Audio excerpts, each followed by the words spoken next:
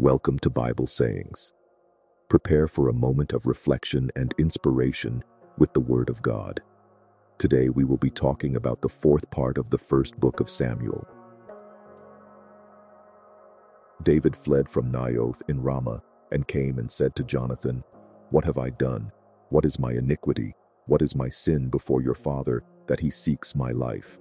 He said to him, "Far from it, you will not die. Behold, my father does nothing either great or small, but that he discloses it to me. Why would my father hide this thing from me? It is not so." David swore moreover and said, "Your father knows well that I have found favor in your eyes." And he says, "Don't let Jonathan know this, lest he be grieved. But truly, as the Lord lives, and as your soul lives, there is but a step between me and death." Then Jonathan said to David, "Whatever your soul desires, I will even do it for you." David said to Jonathan, "Behold, tomorrow is the new moon, and I should not fail to dine with the king. But let me go, that I may hide myself in the field to the third day at evening. If your father misses me at all, then say, 'David earnestly asked leave of me that he might run to Bethlehem, his city, for it is the yearly sacrifice there for all the family.' If he says, 'It is well, your servant shall have peace,' but if he is angry, then know that evil is determined by him. Therefore deal kindly with your servant, for you have brought your servant into a covenant of the Lord with you. But if there is iniquity in me, kill me yourself. For why should you bring me to your father?" Jonathan said, "Far be it from you. For if I should at all know that evil were determined by my father to come on you, then wouldn't I tell you that?" Then David said to Jonathan, "Who will tell me if your father answers you roughly?" Jonathan said to David, "Come, let's go out into the field." They both went out into the field. Jonathan said to David, "By the Lord, the God of Israel, when I have sounded out my father about this time tomorrow, or the third day, behold, if there is good toward David, won't I then send to you and disclose it to you? The Lord do so to Jonathan, and more also, should it please my father to do you evil, if I don't disclose it to you and send you away, that you may go in peace. May the Lord be with you as he has been with my father. You shall not only show me the loving kindness of the Lord while I still live, that I not die, but you shall also not cut off your kindness from my house forever. No, not when the Lord has cut off every one of the enemies of David from the surface of the earth." So Jonathan made a covenant with David's house, saying, "The Lord will require it at the hand of David's enemies." Jonathan caused David to swear again, for the love that he had to him, for he loved him as he loved his own soul. Then Jonathan said to him, "Tomorrow is the new moon, and you will be missed, because your seat will be empty. When you have stayed 3 days, go down quickly and come to the place where you hid yourself when this started, and remain by the stone Ezel. I will shoot 3 arrows on its side, as though I shot at a mark. Behold, I will send the boy, saying, 'Go, find the arrows.' If I tell the boy, 'Behold, the arrows are on this side of you, take them, then come, for there is peace to you and no danger, as the Lord lives.' But if I say this to the boy, 'Behold, the arrows are beyond you,' then go your way, for the Lord has sent you away. Concerning the matter which you and I have spoken of, behold, the Lord is between you and me forever." So David hid himself in the field. When the new moon had come, the king sat himself down to eat food. The king sat on his seat, as at other times, even on the seat by the wall, and Jonathan stood up, and Abner sat by Saul's side. But David's place was empty. Nevertheless, Saul didn't say anything that day, for he thought, "Something has happened to him. He is not clean. Surely he is not clean." On the next day after the new moon, the second day, David's place was empty. Saul said to Jonathan his son, "Why didn't the son of Jesse come to eat, either yesterday or today?" Jonathan answered Saul, "David earnestly asked permission of me to go to Bethlehem. He said, 'Please let me go, for our family has a sacrifice in the city. My brother has commanded me to be there. Now, if I have found favor in your eyes, please let me go away and see my brothers.' Therefore he has not come to the king's table." Then Saul's anger burned against Jonathan, and he said to him, "You son of a perverse, rebellious woman, don't I know that you have chosen the son of Jesse to your own shame, and to the shame of your mother's nakedness? For as long as the son of Jesse lives on the earth, you will not be established, nor will your kingdom. Therefore now send and bring him to me, for he shall surely die." Jonathan answered Saul his father, and said to him, "Why should he be put to death? What has he done?" Saul cast his spear at him to strike him. By this Jonathan knew that his father was determined to put David to death. So Jonathan arose from the table in fierce anger, and ate no food the second day of the month. For he was grieved for David, because his father had treated him shamefully. In the morning, Jonathan went out into the field at the time appointed with David, and a little boy with him. He said to his boy, "Run, find now the arrows which I shoot." As the boy ran, he shot an arrow beyond him. When the boy had come to the place of the arrow which Jonathan had shot, Jonathan cried after the boy and said, "Isn't the arrow beyond you?" Jonathan cried after the boy, "Go fast, hurry, don't delay." Jonathan's boy gathered up the arrows and came to his master, but the boy didn't know anything. Only Jonathan and David knew the matter. Jonathan gave his weapons to his boy and said to him, "Go, carry them to the city." As soon as the boy was gone, David arose out of the south and fell on his face to the ground and bowed himself 3 times. They kissed one another and wept with one another, and David wept the most. Jonathan said to David, "Go in peace, because we have both sworn in the Lord's name, saying, 'The Lord is between me and you, and between my offspring and your offspring forever.'" He arose and departed, and Jonathan went into the city. Then David came to Nob to Ahimelech the priest. Ahimelech came to meet David trembling, and said to him, "Why are you alone, and no man with you?" David said to Ahimelech the priest, "The king has commanded me to do something, and has said to me, 'Let no one know anything about the business about which I send you, and what I have commanded you.' I have sent the young men to a certain place. Now therefore, what is under your hand? Please give me 5 loaves of bread in my hand, or whatever is available." The priest answered David and said, "I have no common bread, but there is holy bread, if only the young men have kept themselves from women." David answered the priest and said to him, "Truly, women have been kept from us as usual these 3 days. When I came out, the vessels of the young men were holy, though it was only a common journey. How much more then today shall their vessels be holy?" So the priest gave him holy bread, for there was no bread there but the showbread that was taken from before the Lord, to be replaced with hot bread in the day when it was taken away. Now a certain man of the servants of Saul was there that day, detained before the Lord, and his name was Doeg the Edomite, the best of the herdsmen who belonged to Saul. David said to Ahimelech, "Isn't there here under your hand spear or sword? For I haven't brought my sword or my weapons with me, because the king's business required haste."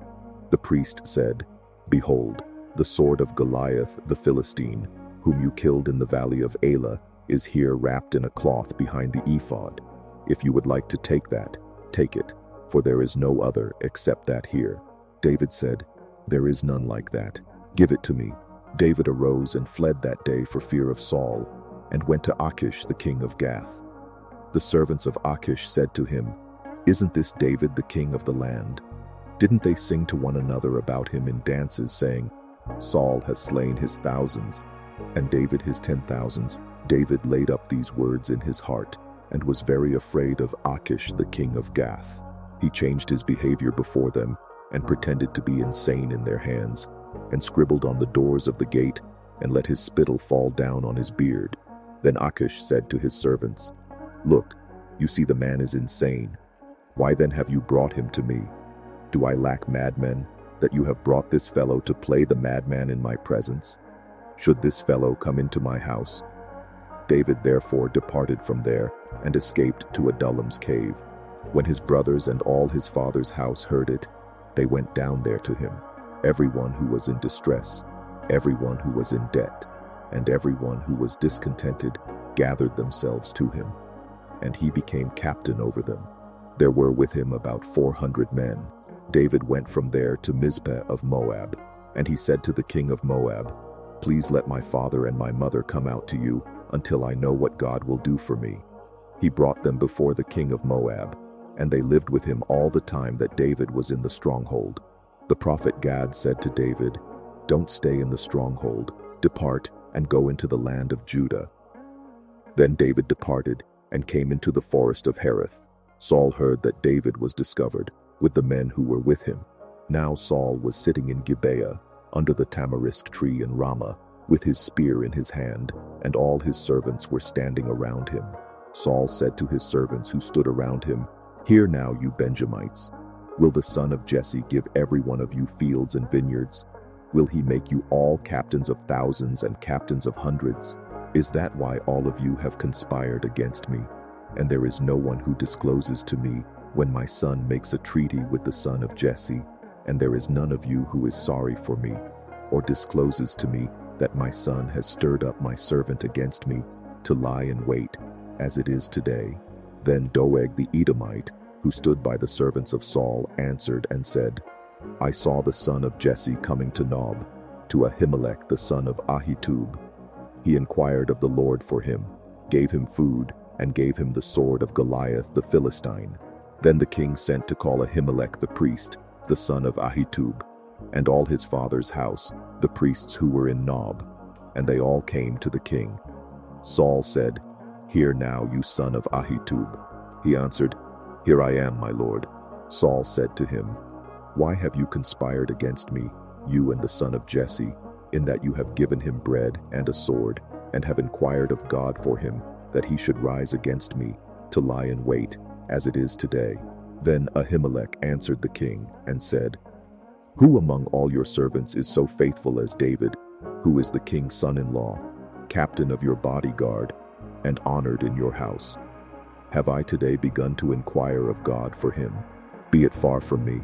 Don't let the king impute anything to his servant, nor to all the house of my father, for your servant knew nothing of all this, less or more." The king said, "You shall surely die, Ahimelech, you and all your father's house."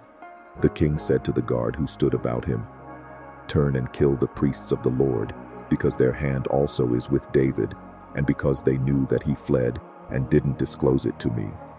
But the servants of the king wouldn't put out their hand to fall on the priests of the Lord.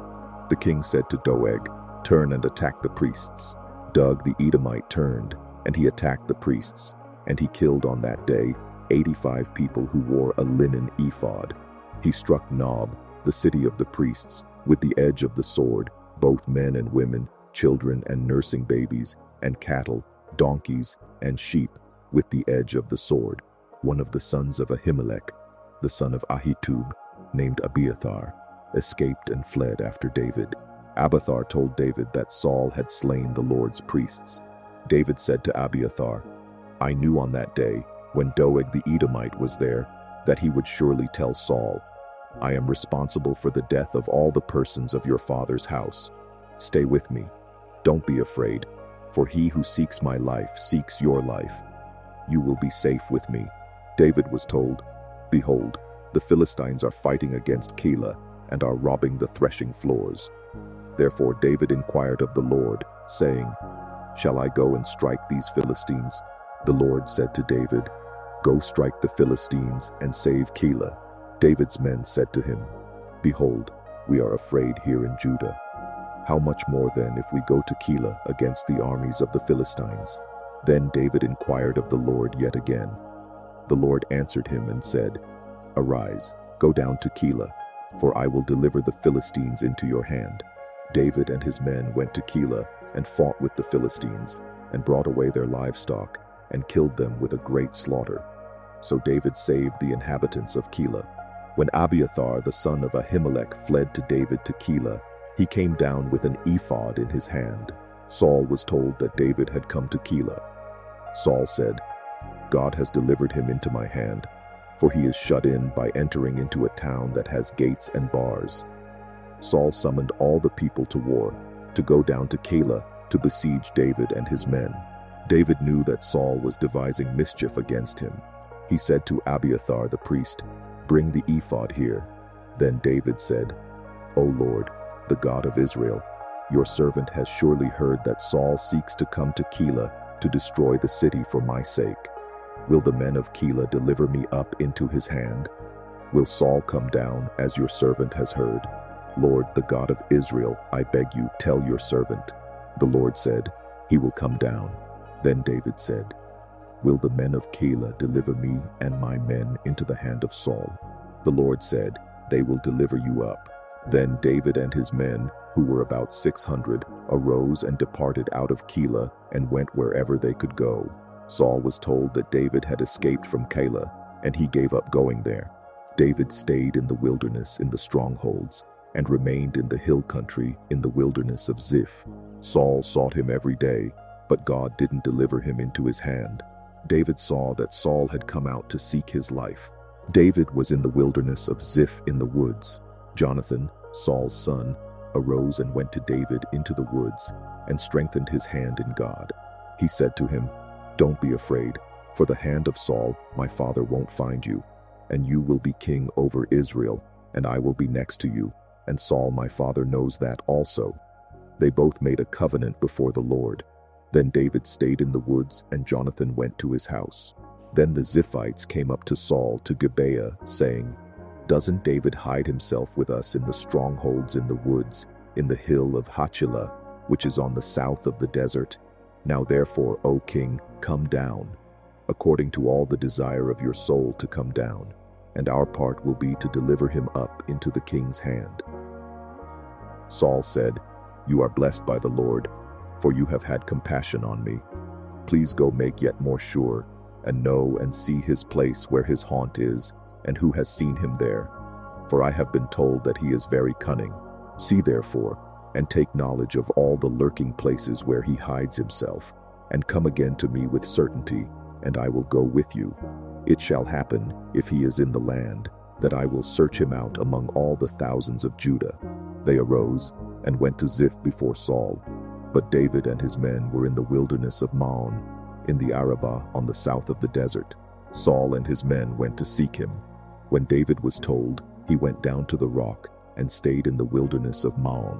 When Saul heard that, he pursued David in the wilderness of Maon. Saul went on this side of the mountain, and David and his men on that side of the mountain. And David hurried to get away for fear of Saul, for Saul and his men surrounded David and his men to take them. But a messenger came to Saul, saying, "Hurry and come, for the Philistines have made a raid on the land." So Saul returned from pursuing David and went against the Philistines.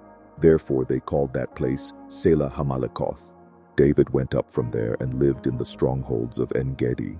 When Saul had returned from following the Philistines, he was told, "Behold, David is in the wilderness of En-Gedi."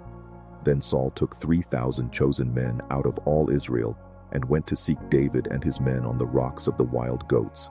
He came to the sheep pens by the way, where there was a cave, and Saul went in to relieve himself. Now David and his men were staying in the innermost parts of the cave. David's men said to him, "Behold, the day of which the Lord said to you, 'Behold, I will deliver your enemy into your hand, and you shall do to him as it shall seem good to you.'" Then David arose and cut off the skirt of Saul's robe secretly. Afterward, David's heart struck him because he had cut off Saul's skirt.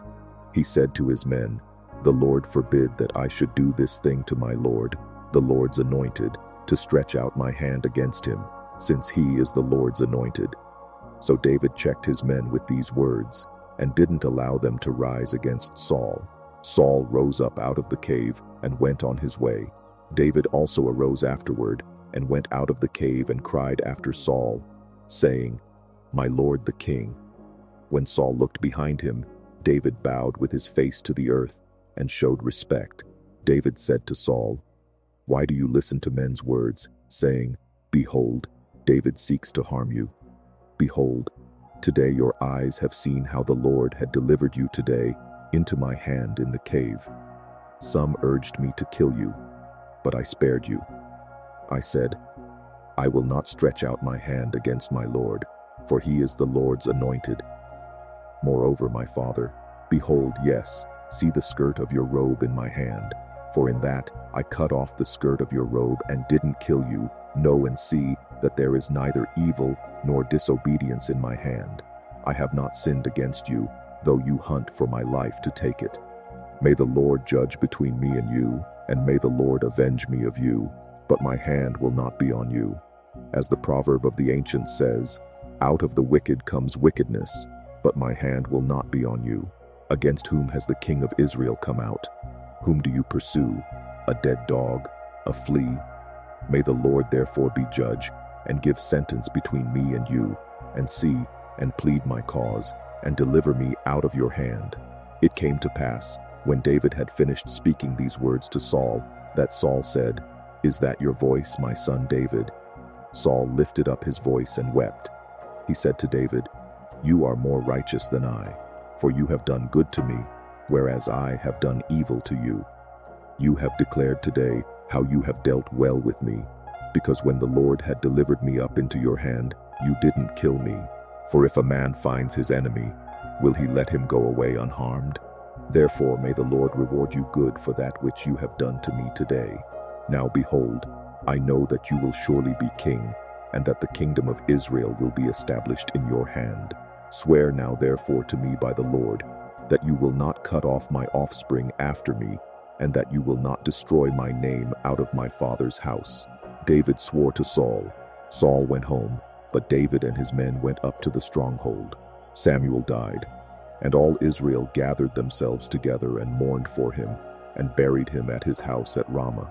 Then David arose and went down to the wilderness of Paran. There was a man in Maon whose possessions were in Carmel, and the man was very great. He had 3,000 sheep and 1,000 goats, and he was shearing his sheep in Carmel. Now the name of the man was Nabal, and the name of his wife Abigail. This woman was intelligent and had a beautiful face, but the man was surly and evil in his doings. He was of the house of Caleb. David heard in the wilderness that Nabal was shearing his sheep.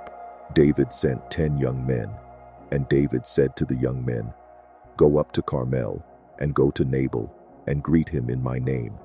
Tell him, Long life to you. Peace be to you. Peace be to your house.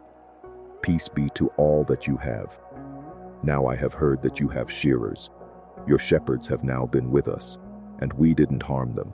Nothing was missing from them all the time they were in Carmel. Ask your young men, and they will tell you. Therefore let the young men find favor in your eyes, for we come on a good day. Please give whatever comes to your hand to your servants and to your son David. When David's young men came, they spoke to Nabal all those words in the name of David, and waited. Nabal answered David's servants and said, Who is David? Who is the son of Jesse? There are many servants who break away from their masters these days. Shall I then take my bread, my water, and my meat, that I have killed for my shearers, and give it to men who I don't know where they come from? So David's young men turned on their way and went back, and came and told him all these words. David said to his men, Every man put on his sword. Every man put on his sword. David also put on his sword. About 400 men followed David, and 200 stayed by the baggage. But one of the young men told Abigail, Nabal's wife, saying, Behold, David sent messengers out of the wilderness to greet our master, and he insulted them. But the men were very good to us, and we were not harmed, and we didn't miss anything as long as we went with them when we were in the fields. They were a wall to us both by night and by day, all the while we were with them keeping the sheep. Now therefore know and consider what you will do, for evil is determined against our master and against all his house, for he is such a worthless fellow that one can't speak to him. Then Abigail hurried and took 200 loaves of bread, 2 containers of wine, 5 sheep ready dressed, 5 seahs of parched grain, 100 clusters of raisins, and 200 cakes of figs, and laid them on donkeys. She said to her young men, Go on before me.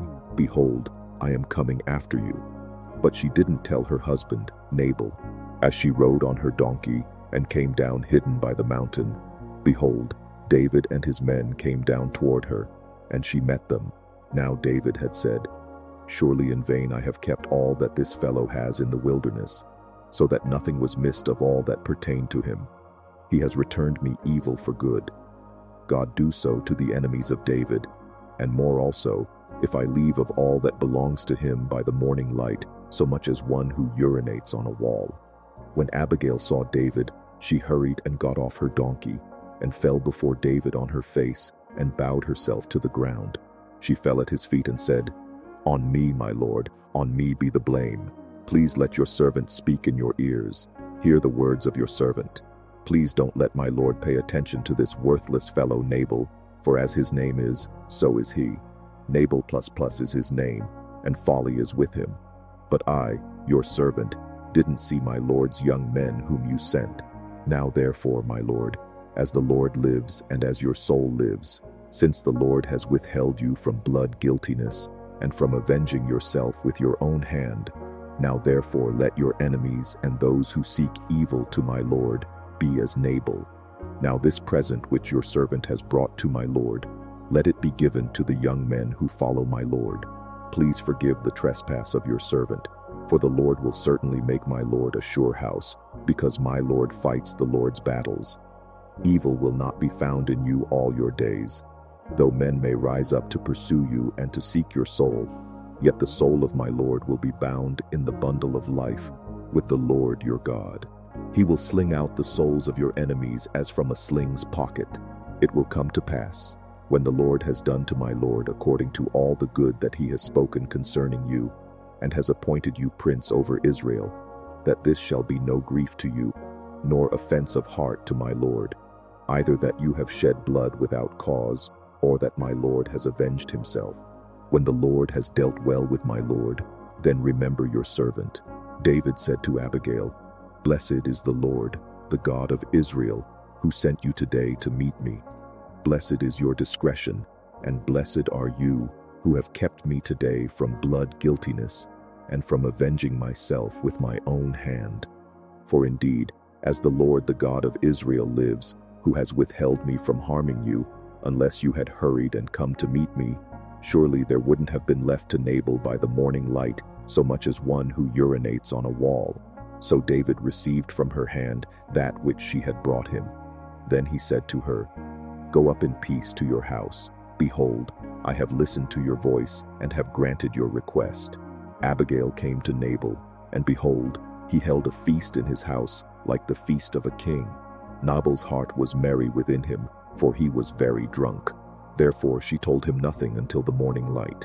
In the morning, when the wine had gone out of Nabal, his wife told him these things, and his heart died within him, and he became as a stone. About 10 days later, the Lord struck Nabal, so that he died.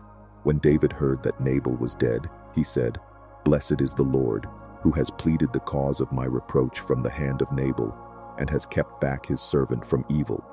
The Lord has returned the evil doing of Nabal on his own head." David sent and spoke concerning Abigail, to take her to himself as wife. When David's servants had come to Abigail to Carmel, they spoke to her, saying, "David has sent us to you, to take you to him as wife." She arose and bowed herself with her face to the earth and said, "Behold, your servant is a servant to wash the feet of the servants of my lord." Abigail hurriedly arose and rode on a donkey with her 5 maids who followed her, and she went after the messengers of David and became his wife. David also took Ahinoam of Jezreel, and they both became his wives. Now Saul had given Michal his daughter, David's wife, to Palti, the son of Laish, who was of Galim.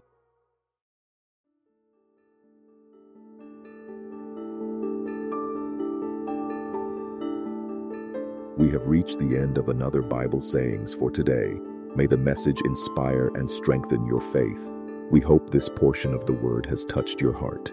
To continue receiving these daily moments of reflection, subscribe to the channel, leave your comment about what impacted you the most, and don't forget to share so more lives can be reached by the word. We are counting on you. Thank you very much, and may God bless you.